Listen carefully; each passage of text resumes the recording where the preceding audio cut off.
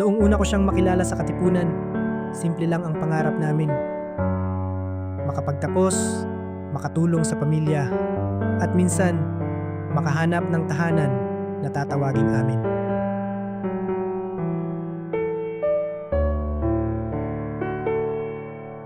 Ang ganda, no? No? Dito ko gustong tumira balang araw. Tahimik, mataas at may view ng buong Katipunan. Salamat, ha? Babalikan natin ito. Promise. Michael works hard, saving money, driving past the same area, looking at the tower rising from afar. Habang tumatagal, unti-unti kong tinutupad yung mga pangarap namin. Pero siya, unti-unti ring lumalayo.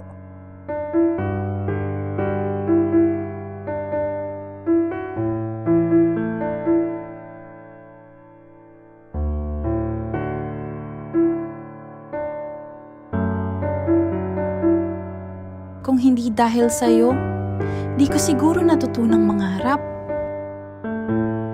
Basta masaya ka, sapat na.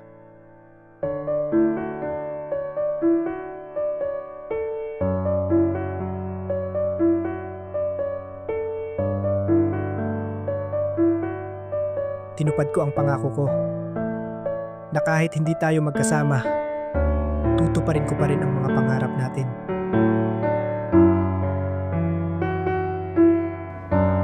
Ang pangarap, hindi laging tungkol sa kung sino ang kasama mo, kundi kung saan ka tunay na masaya.